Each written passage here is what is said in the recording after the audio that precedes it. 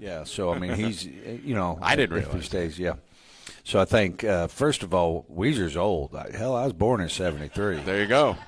And I feel old.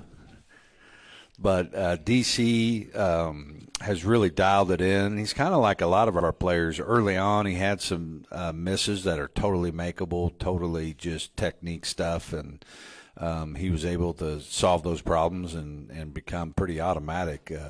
All day Saturday, I never felt anything but a lot of confidence in him, and it's because of how he's gone about his preparation, his attention to detail weekly. And with his 6 PATs in the game, he is now in his career 120 for 122. I mean, that's really good. Yeah. I mean, you don't notice the PAT sometimes until, they missed a PAT early in the game, or they're going to have to go for 2. The math doesn't work here.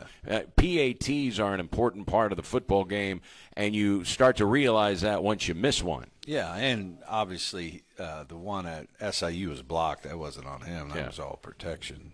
So he's going to have a career. Happy for him. It's been fun to see where he's come from, and it's exciting to just think about what he could end up. He's got a talent. He's just got to continue to build skill, and hopefully he's got a chance to play in the NFL, and that's his goal. All right, when you see the offense moving and it's crossing midfield, are you doing math in your head there? And just in case you get stopped, because 2 years ago it's a 54-yarder he kicked. He's kicked a 53-yard field goal this year. So, mid-50s. He's shown that he can do it. Now, at the start of the game, the wind was coming out of the east end zone, and then it seemed like it shifted. It became a kind of a crosswind toward the north as the game went along. But when he is crossing midfield, are you doing math in your head and say, okay, I think we got to get at least here. If we can't get in the end zone, I trust him from this spot. Yeah, I mean, we're between the 30 and 35 is what you're wanting. That's when you're like, okay. Then the game kind of depends on what's going on. If it's 3rd and 17 or 4th and 17 versus 4th and 1 or 2, you kind of you just got to let it play out. But as soon as it crosses the 35, I'm in. And a little bit farther out, depending on how the game's going. Like I said, if it's 4th and 17, and you just want to pin them, so it kind of just depends. But 30, 35, you feel great when the ball's on there. When you have a big-legged field goal kicker, can it affect play calling on a particular play when you're in a particular spot on the field? Those are probably just the end of the game. Okay. Like UT Martin lost the game. They lined up for game-winning or game-tying field goal with no time left, and it was on the far right hash, and they doink it off the upright. So some of that you want to center it up. But distance-wise, he's got plenty of distance. So, most of the time it's just at the end of the game. What does it say that the 4 touchdown passes by Paxton DeLaurent went to 4 different players? It's Cam Pedro, Dorian Anderson, Tristan Smith, and as we mentioned, Brandon Epton. 4 different guys with 4 touchdowns. Yeah, and I think the yards after contact, I'm trying to think. Was it 3 of the 4 were catch and then ran it in, right? Or was it – I forget where you got yours. So at the end of the day, what it tells you is how hard our wideouts were trying to finish runs. It's one thing we've really focused on, just yards after contact. We have big wideouts. Cam's not necessarily big. He's more just, straight line fast. But some of those other guys can break a lot of tackles and finish those runs. So I think just the way we ran after the catch was what was impressive. And Cam Pedro, 51 yards after contact. Dorian Anderson, 41 yards after contact in the football game. Yeah, so, those aren't on Paxton. Those are after Paxton. So really impressed with them. Coach Daz did a really good job. One thing that you don't think about is both Dorian and Tristan dropped the ball early. Tristan's was a pretty bad drop. Dorian's was a, should have caught drop. and it never bothered them. You know, they were just next play and they kept running. So that's that responding thing, you know. And both of them took their eyes off the ball and tried to, you know, think about going up the field before they caught it, which is why they dropped it. But that's a good lesson, you know. You can't let one drop lead to more drops. And it's because you got to mentally get out of the last play into the next play. So did it tell you a little something about Tristan Smith? Because he had, you know, we mentioned the 3 big drops he had at Lindenwood. And then he drops the ball early on Saturday and then comes back with 5 catches in the football game, including a touchdown. Did it tell you a little something about Tristan Smith? Yeah, totally. And I believe, I don't want to say if I'm wrong here, but I think all 5 were contested catches. There was no open on his. Every one of Tristan's was, you know, 1 ball, 2 athletes, and he went 5 for 5 on really 50-50 type balls. And so that back shoulder catch that he made toward the end zone, and then he got into the end zone, it looked like he caught it one-handed. One-handed, yeah. I think he had a couple of those. And so just the toughness and the you know, strength at reception point, you know, is stuff that needs to continue to improve with him. He's still underdeveloped a little bit, but he can definitely leave here, you know, I mean, a really, really talented guy. So hopefully we can get him there. Well, we know now that you chose Brandon Epton to be here on the Coaches Show. He will have a good game against Tennessee State. That's the way it goes. Guys that come on this show have big games, including Mali Walton, who came on this show last week and then led you in tackles with 10 and that terrific interception. That, I thought, flipped momentum in a big-time way because you took that turnover and you went down and punched it in. I want to make sure, since I have a teachable moment to Brandon because he hasn't been with me a long time. All right, being on a radio show has 0 to do with your success. Okay? That's called fake news. Okay? So don't believe everything you hear. All right? Your preparation has everything to do with you having a good game. And Mali, you know, we kind of had a lull in takeaways. You know, in the middle of the season, we just weren't able to turn over our opponent. And Mali's was huge, but none bigger than the turnover. You know, we had a bad turnover on kickoff return, had the ball in the wrong hand, got it beat out. And then we turned them over right there, and I thought that was probably one of the main difference because I think it was just a 1-score game at that point. You know, and we slowed down the replay on ESPN Plus, and when that fumble got punched out, the guy did a great job. I mean, he gave it a full punch, and it came, and then he recovered the ball, and then later he got called for a personal foul in the game, but. Those are the things that you know are going to happen in practice, which is why you pay so much attention to it, right? Absolutely. I'm glad you brought up the instant replay. You know, our staff does a great job, Jeff Hansa, and instant replay was down to start the game, so I'm not exactly sure what happened. Something happened, and so the officials tell you, hey, the instant replay's down. They get it back on. Well, the kneel down kick return got called back, ball's on the 1-yard line, but the fumble wasn't called a fumble. You know, when we turned it back over and Bryce recovered that fumble, that was actually they called him, they called him down. So the instant replay reversed that. If we didn't have instant replay, that would have stand.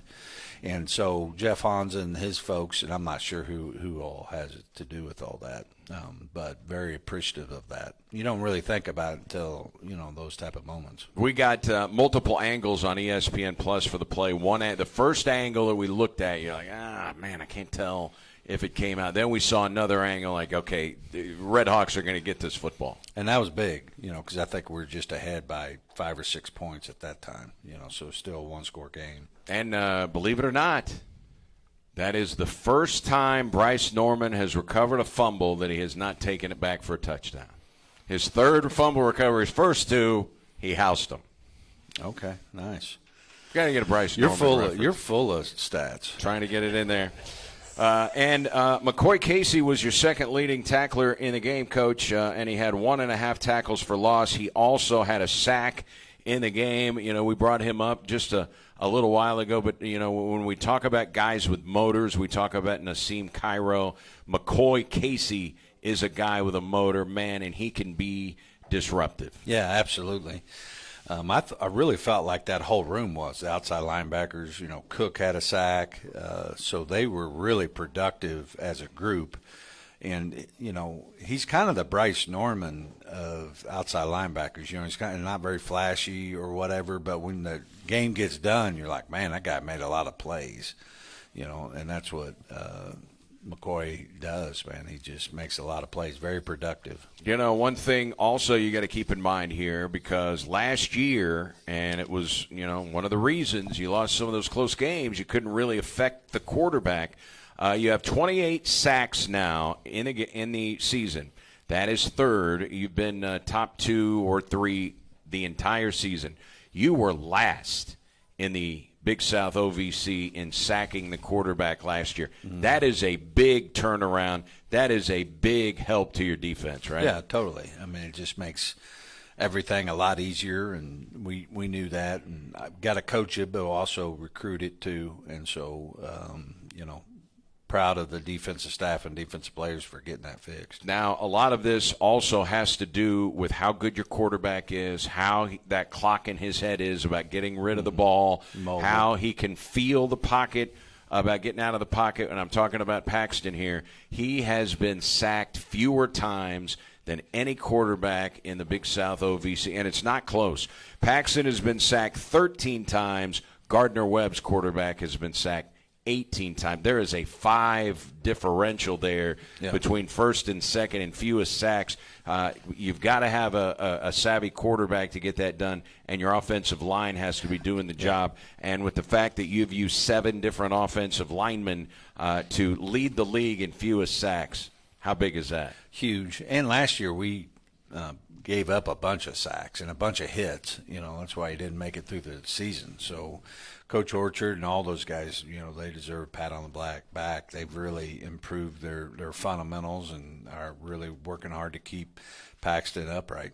And as far as the rest of the defense goes in the football game, Chris Dagree, Coach, 7 tackles. He got back there and helped out on one of the plays where Casey got to the quarterback. Chris Dagree was back there and helped out with a tackle for loss. He was all over the place, and you know, maybe there are certain guys in that defensive secondary that may are logging more snaps, whereas if you're healthy, maybe guys aren't logging as many snaps back there. That's really our problem is, you know, we lost 4 starters, you know, in the secondary before the, you know, basically game 3. And so the problem is every one of those DBs have taken every one of those snaps because, you know, we lost all the depth. So they've been having and we've been in every game. There wasn't any blowouts that we could rest guys. So they've just taken so many snaps. You know, our safeties are shoulders. And I mean, they look like duct tape and chicken wires. They're only shot at happiness, you know. So we got to, you know, just try to hang on. But it feels like we're at the end of our rope, and I think you saw it. You know, them putting the ball in the air like that. We're just, you know, it just is what it is. We got to manage it. You know. How good was it? How good do you think it felt for Sam Cook, former Leatherneck? Here comes Western Illinois, and you know, he has 4 tackles, including a quarterback sack. One of the reasons you brought him in from Western Illinois was his ability to affect the quarterback. Yeah, totally. I think, you know, whether it's Western or anybody else, he just is happy that he's winning. You know, it was one of the main reasons he left, you know, and that he's playing, you know, the best he's ever played. That's what I think he appreciates. Kalani Riddick has been top 10 in the league in tackles all season, and, you know, we saw him limp out of the game against Lindenwood, and he has not been back to return any punts since then. But we did see him on defense, and he did finish the game with 5 tackles, and he had 1 pass breakup.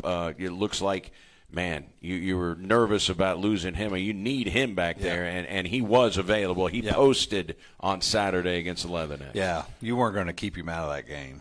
I mean, first of all, he had like 12 people from California buy plane tickets to see him. So I'm sure they say, hey, bro, I didn't come here to see you on the sideline. But, he's a tough kid. He's very committed to the team's goal of finishing the mission. So, he was going to play. It was just how effective. And there was times where, you can obviously see how, it is limiting him some. But he was able to get his job done at a high level and, help those guys as seniors kind of go out winning. And that was one thing that was really important, is just all these seniors that have done so much to win senior day. Hopefully it's not our last home game, but it is their last senior day, and you will always remember your senior day. You may not remember every game, but you'll always remember that game. And so happy that it's going to be a happy memory. How about getting some of these guys back? I mean, we mentioned Brandon Epton, but you also had Darryl Smith at your disposal. Yep. He carried the ball 7 times, back on kickoff returns. Cole Rubel had a carry in the football game, starting to get a little more healthy.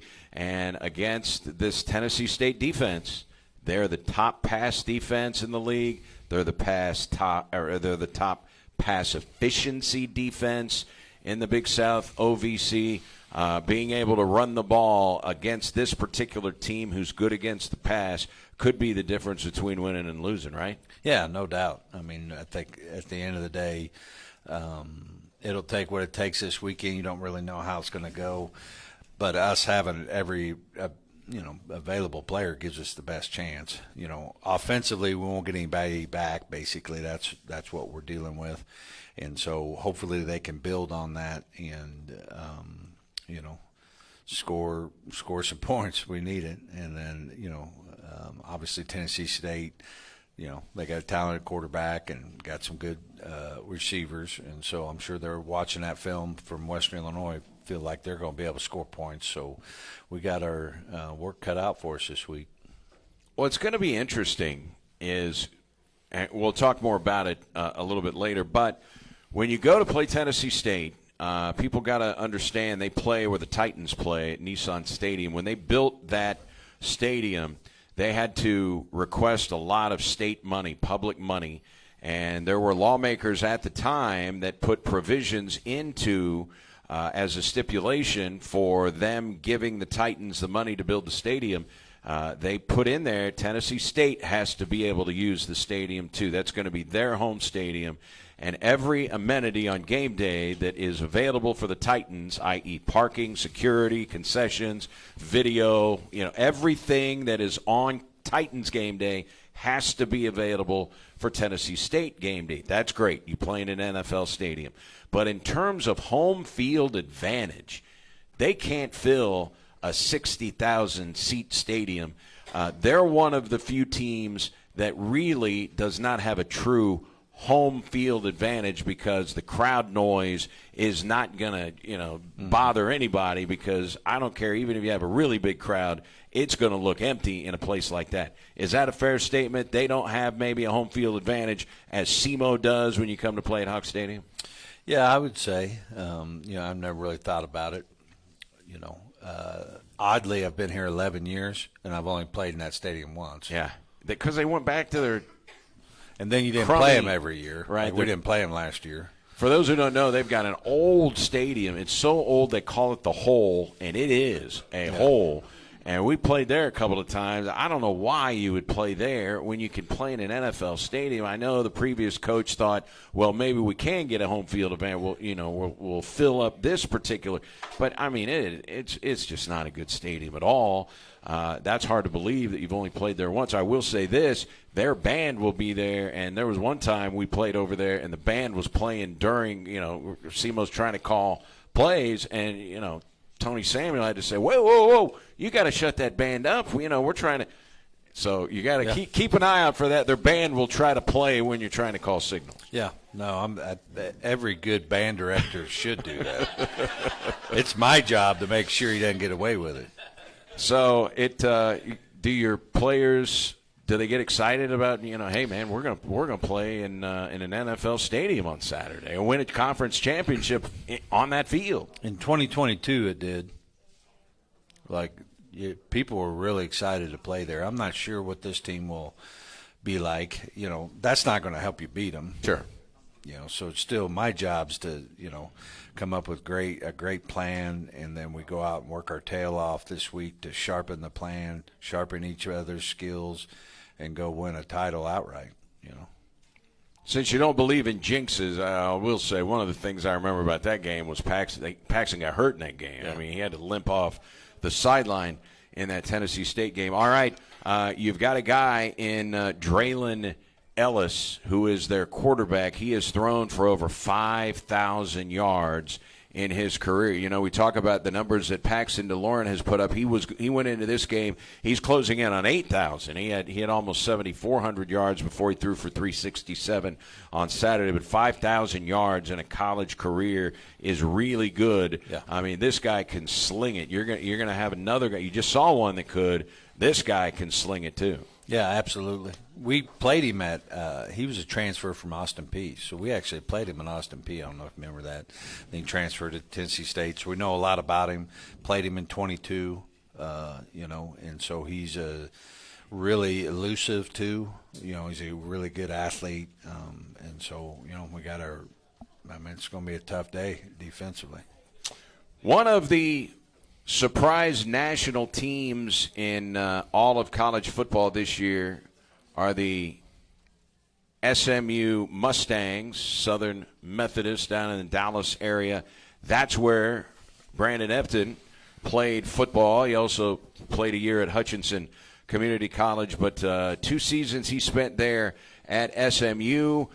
Scored 3 touchdowns in 2021, played in 8 games, but got in the end zone, showed a nose for getting in the end zone back then when he played for SMU, and then Hutchinson, which I know you've gotten a lot of players over the years from Hutchinson. How did Brandon Epton get on your radar, and how did he become a Redhawk? Yeah, just like you said, we've had a great history with Hutch. We went and watched him practice. We know a lot of those coaches very well, and Brandon was under-recruited. Hutch had a lot of players. I mean, they played for a national championship, and so just like us, you spread the ball around a little bit, so you're not going to have a 2,000-yard rusher for Hutch. You're going to have 3 guys that have 600-800-yard type, and he was that guy. But we trusted what they told us about it. We loved what we had evaluated live, and then when we got to know him, we knew that he was my type of guy, my type of player, and stuff like that. And he's came here and he's working on his body, trying to get his body weight up and some stuff like that. But he's done nothing but do what he's asked, and earned a starting role. And now he had that adversity with the car wreck, and now he's coming on the back end of that. He just needs to make sure he stays focused. In your days at SIU, when Brandon Jacobs was there was a running back, I think his name was Muhammad Abdul Qadir. Yeah. Was he a Hutch guy? He was a Coffeyville guy. Ah, it was Coffeyville. Okay. I thought maybe it was Hutchinson. Brandon Jacobs, Muhammad, all those guys, they were more from Coffeyville. But a lot of those connections that we have are all the same through all of that. And having good JUCO connections. I know the portal is all the rage right now, but you've gotten a lot of good players out of junior colleges. Yeah, for some reason, a lot of other sports on our campus have too. I mean, you look at baseball's done a great job, and so you just got to kind of find your niche. I don't care where they come from. If they're a good player, you could come from Timbuktu. Great. But you could come from Central Methodist. Right. But you don't want to miss. Right. And so I know a lot about the junior college. I know a lot of people that you can ask questions about. And so the odds of you missing on a junior college kid, for me, are not that high. So that's the trust that you have in your system that you can recruit there and come away with some good players. All right. Good player who showed it on Saturday is Brandon Epton Jr. He is here, and he is going to join us here on the Coaches Show at Wings. When we come back, you're listening to the Redhawks Coaches Show from Wings Etc. in Cape on SEMO ESPN. We're at Wings Etc. in Cape Girardeau. It is the Redhawks Coaches Show. Just talked it over with Coach Tom Matukowicz. Redhawks clinched a share of another Big South OVC Football Championship, the third under Coach Tom Matukowicz. A playoff berth would be the fourth under Coach Tuke since he came to Cape Girardeau. And don't forget, we'll be in the Jackson location. That will be next week, next Monday at noon. And, of course, their terrific menu at Wings, etc., available. And you can really have a good time if you come out to watch the games, because they've got every game, you name it. They've got, you want to put a UEFA soccer match on, they are going to get it on for you. You just let Joe Hobbs know just exactly what you want to see, and you can see it here at Wings, etc., and enjoy their delicious menu for dine-in or carry-out or delivery. If you would like to get it delivered, that's the newest feature. And the way you do that is download the Wings, etc. loyalty app. And the cool thing about ordering through the loyalty app, you earn points. And so you can eventually get discounts, free food. It is the Wings, etc. loyalty app. And we will be here every Monday during the rest of the football season. Basketball, the Redhawks, both men and women's teams are in action. The men just played yesterday at the Show Me Center. All right, let's welcome in Redhawks running back Brandon Epton. I see an empty tray over there of Wings, etc. food. What did you have for lunch today? Just ordered the 10 garlic parmesan wings. Usually my go-to. I've been a big garlic parmesan person lately, so got the garlic parmesan wings with some lemonade. All right, now we had Malai Walton on here, and he was the exception to the rule, and he went with boneless. Most of the guys go with bone-in. What is Brandon Epton's choice? Bone-in. Boneless is like a chicken nugget, so you might as well order a chicken nugget. The third Redhawk player that has brought up, man, I can get chicken nuggets anywhere. I want the bone-in traditional wings. All right, and again, tell us the sauce that you got. Garlic parmesan. Garlic parmesan. So there's a suggestion for anybody if you're looking maybe to branch out. I know some people just kind of stick with what they know, as you mentioned, the go-to. Some people like to branch out. My wife, always something new. Let me see something new on the menu. Let me see a new flavor. Not me. I know what I like. There we go. All right. The cool thing for you, I bet, growing up in Dallas, was when you got recruited to play football at SMU right in your backyard. How cool was that? Very cool. I'm very blessed to be recruited by high-level schools like that. And when I was getting recruited, COVID happened, so I couldn't take many official visits. Actually, I took none. So wow. It was between SMU and Texas Tech, and SMU was right in the backyard, and it was a no-brainer for me. And Lubbock, Texas is much different than Dallas. Yes, it is. Everybody's ever been to anybody that's ever been to Lubbock, Texas. So you no longer are an SMU Mustang, but do you root for the Ponies? I mean, they're having a really good season. You kind of keep an eye on what SMU's doing. Oh yeah, always. I still got buddies that play for SMU. You know, always will be rooting for them and Coach Lashley. So yeah. Think they got a chance at making the 12-team playoff right Yeah, now? I think if the season ended today, they might be in. Yeah, I think they'll be in. They got Virginia coming up next week. They should handle business. I think they should be in the championship game. So it'll be fun to see who they play and fun to be watching them on the big stage. So what was it like growing up in Dallas, man? I mean, that is one huge city. I mean, how many people are in Dallas? Millions. Big city. Very fun. What I think is very interesting, because we had him on this show, Jared Pedraza is from Franklin, Texas. Do you even know where Franklin, Texas is? I'm going to be honest, I have no clue. I didn't think you did. But when we had him on, and I put it in his bio, population of Franklin, Texas, 1,614. So not everything is bigger in Texas. I didn't know if you would I would have bet money you didn't know where Franklin, Texas was. Yeah, no clue. All right, the Cowboys are playing tonight. Did you grow up a Dallas Cowboys fan? Always been a Cowboys fan. Win, lose, draw, Cowboys fan. Die hard. What do you think about the hard? You're falling on some hard times this year. 3-6, no Dak Prescott. What's going on down in Big D? Yeah, just struggling. You know, just off year. We'll look to shake back next year maybe. Still got faith in Cooper Rush, though. He's came in and won some games for us in the past couple of years. So he had a pretty good record as a backup. Getting I think a chance he was to start. 4-0. So we'll see what he does tonight. All right, that should be a fun game. How big of a rivalry is that turning into with the Texans? Because they hadn't been around forever. Obviously, the Oilers back in the day. But is that a pretty decent rivalry down in Texas, Houston and Dallas? Yeah, I think besides NFL, like Houston and Dallas has been a rivalry. High school football, I know, Duncanville and North Shore, that's Dallas versus Houston. They're usually in the state game every year. So Dallas to Houston's a pretty big rivalry everywhere. Right. Tell us about, because we've seen Friday Night Lights. I think it gives you a little indication how big is high school football in the state of Texas. It's very big. The whole town pops out to the game. Everybody loves to watch Friday Night Lights, so big deal. Yeah, it's like Jackson. That's Bryce Norman. The whole town shows up to those Indian games. So you played at Kimball High School. You played for the Knights. Tell us about your time at Kimball. It was awesome. Learned many things. I came into Kimball my sophomore year. I went to Molina High School and then transferred. Came in my sophomore year. I couldn't play varsity, so I had to play JV. Ended up getting a scholarship offer off of JV film. How about that? Yeah, so crazy. Now, am I pronouncing it right or wrong? Kimball or is it Kimball? Kimball. All Kimball. right. You can say whatever. Southern pronunciation. Kimball. Yeah. All right. Spelled Kimball, but it's the Knights, and I happen to see that they won a district championship, but I think they got edged out in the playoffs this year. How close do you follow it?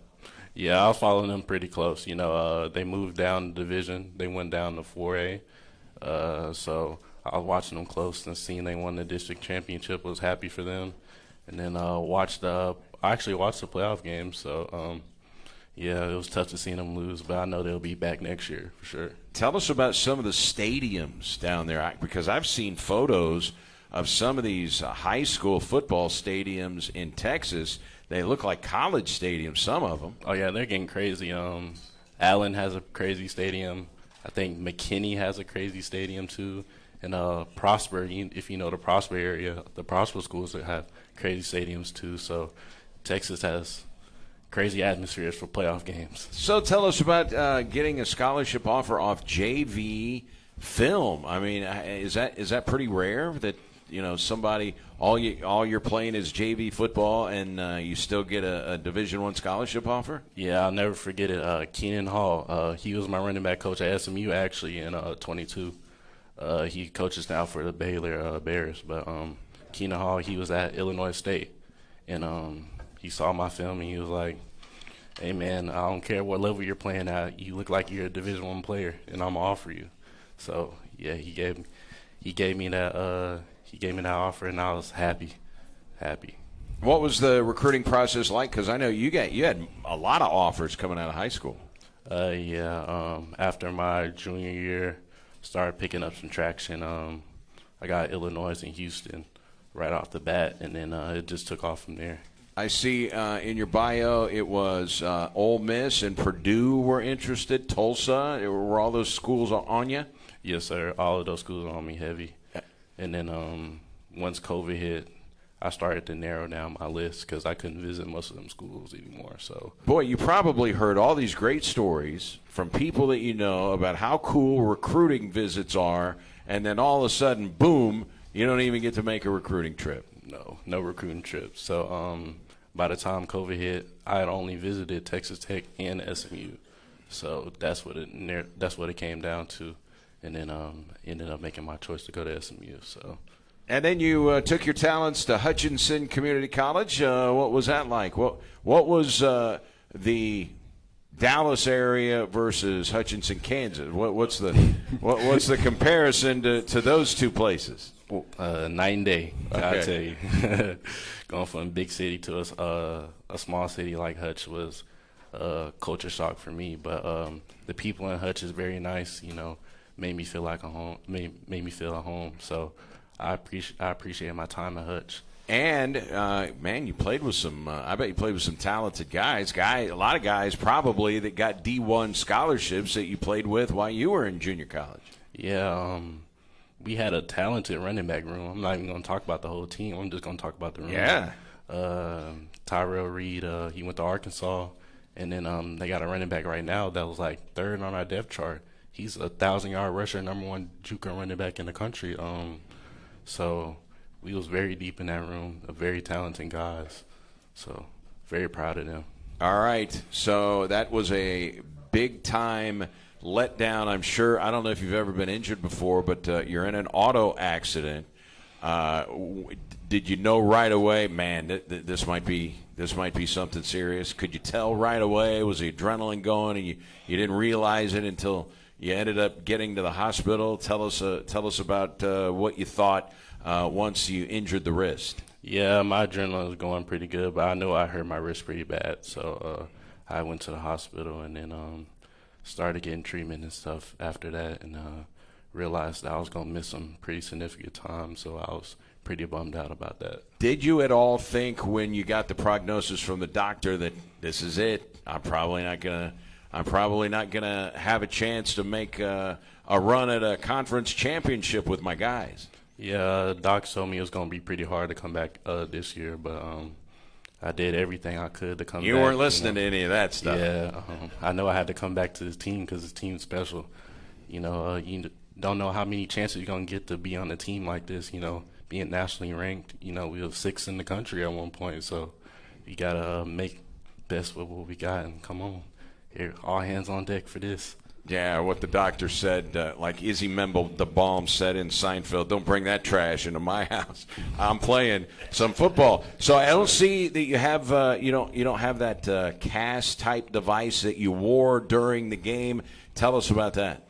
Oh yeah, it's just a splint. So it's like it's 2 places that it goes on, right here, and then we just put a pad over it, tape it up, and then I'm ready to go. First time you tried to carry the football with that thing, how different was it? It was funny. The first day we had like a little makeshift splint because we ain't had the splint in yet. So last Monday I go out to practice and I can't even carry the ball with my right hand. They was like, "Oh, we can't have this. You just gonna carry the ball with your left hand." So Tuesday I get the splint, and I'm like, "Yeah, I can carry the ball." I got excited and stuff. So I didn't pay attention when they handed you the ball. How often did you carry it? Is that your primary hand, or does it depend on which way you're running? It depends on which way I'm running. You run into the left, you're supposed to have the ball in your left hand. You run to the right, you're supposed to have the ball in your right hand. So direction dependent, but just important that I can carry the ball with my right hand, so we'll be good with that. All right, so were you concerned that maybe it's going to affect you in catching the ball? We saw Ryan Flournoy, and we'll talk about the Dallas Cowboys receiver, Flournoy, here in a second. Plays for your favorite team. I couldn't believe he's catching balls. I mean, he had a full cast. It wasn't a splint. It was an old-fashioned cast. Were you concerned about, man, I wonder if I'm going to be able to catch the ball? Because you caught passes at Hutch. Yes, sir. I wasn't concerned. During practice, I was catching balls just fine, so there was no doubt in my mind that I can go out there and make every play necessary for the team. So Ryan Flournoy had left by the time you got to SEMO, and here he is as a Dallas Cowboy, a guy from Southeast Missouri State. When did you find that out? And I guess you and Ryan Flournoy have talked to each other. Yeah, Ryan came up to one of the games while I was out, and we chopped it up, talked to him for a little bit. And, he's a stand-up guy. Heard a lot about him. So be happy to see him play tonight. So I heard he was starting tonight, so I'll see what he got in store for us. That's good news. That's news. So you're breaking news on this show. We got breaking news at Flournoy, a chance to start tonight. How cool is it going to be to watch, I mean, for you personally, to watch a former SEMO player, but also on your beloved Dallas Cowboys? Yeah, it's awesome. Just to see somebody that's been here and was such a great Redhawk be on that level, this gives us hope that we can be on that level too. We have the same work ethic as Ryan had. Give me your emotions after you were able not only to come back and practice, but to help win the game. We saw you drop to your knees after you caught the touchdown pass. What were you thinking right there? And give us some of the emotions about, man, I get to come back and play with these guys and help them, and you did help them with 2 touchdowns. Yeah, I had a crazy wave of emotions. On one side, I was locked into the game, and then on the other side, I just wanted to give it all the glory to God, because without him, I wouldn't be here. So it was a crazy wave of emotions, but I'm happy that we got the win. I'm happy that I can do my job at the best of my abilities and help this team win. How cool is it to play with somebody as good and as that has the kind of a resume like your quarterback, Paxton DeLorean? Yeah, Paxton's just a real student of the game. He knows what he's talking about. I hear him talking about reading coverages all day. He's drawing up plays, walking around the locker room, seeing what he can do for this team. Everybody loves Paxton. I love Paxton, so yeah. All right. We're lining up the running back room, okay? You got Ja'Cory Love. You've got Cole Rubel. You've got Darryl Smith. You've got Brandon Epton. You've got Peyton Brown. I'm going to put him in there. I don't think his name is going to come up here. Foot race. Who crosses the finish line first? Me. Okay. We had to hear it. We had to hear it. So what's your best 40 time?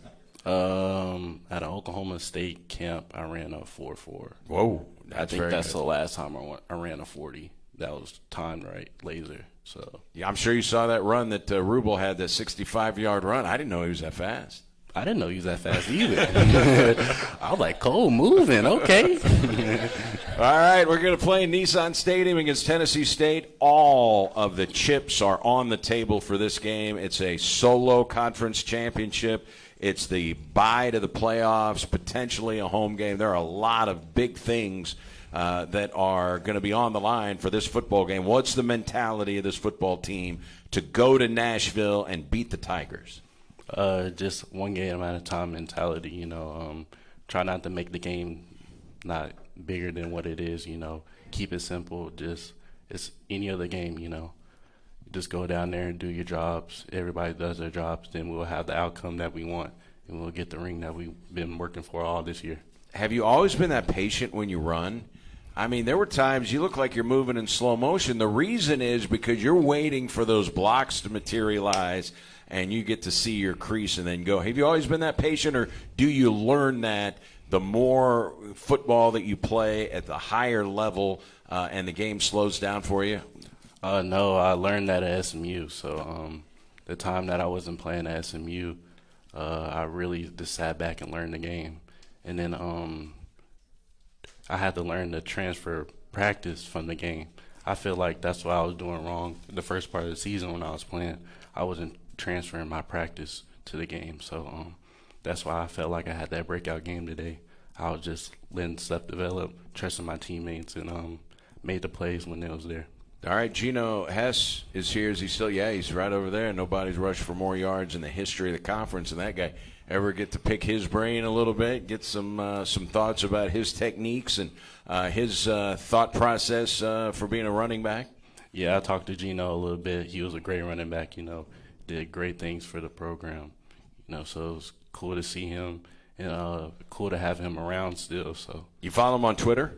No, I don't. Oh man, you got to see some of these videos that he puts together. You got to search Geno on X, man. I mean, some of these things are absolutely. And if Redhawks go to Tennessee State, I'm sure there will be one on. You know, by the time you get on the bus in Nashville on Saturday, 3:30 game, big game. Can't wait to get there. We thank you so much, Brandon. I'm so happy you're healthy and back and ready to go, and we appreciate your time. Best of luck on Saturday. Stay healthy. Thank you. All Thank right. you for having me. Brandon Epton, Coach Tuke, one final thought when we come back about the big game against Tennessee State. Redhawks Coaches Show from Wings on SEMO ESPN. Freshman? Redhawks Coaches Show. Just to let you in on the inside information here, Joe Hobbs has SEMO's game on ESPN Plus on the big flat screen high-def television here, and Brandon Epton just scored a touchdown in the game. I think that was his rushing touchdown, and Coach Tuke, he's sitting here. He just got to see that touchdown, and you had a thought about some sort of a dance that he was doing after the touchdown. Yeah, dance with his teammates, so at least that was good. But then he just told me he was listening to Youssef, told him to do it, our freshman right guard, so I don't think listening to freshmen is a great idea. All right, we talked about the offenses with Tennessee State and Draylon Ellis, their quarterback. They have had trouble running the football this year, so that has not been the strength of their game. If you talk about strength of their offense, it is their passing game, but their defense, Coach. In terms of defense, it's great to lead a league in total defense. Total defense is ranked by how many yards do you give up per game. It's great. Give up a lot of yards, but how many points do you give up? Right. Your defense is number one in scoring defense. Number one, you give up 21 per game. They are number two, Tennessee State. They give up 23 per game. So in the biggest category, how much points are you giving up? These are the top two defenses in the league. Yeah, it's going to, they've done a great job.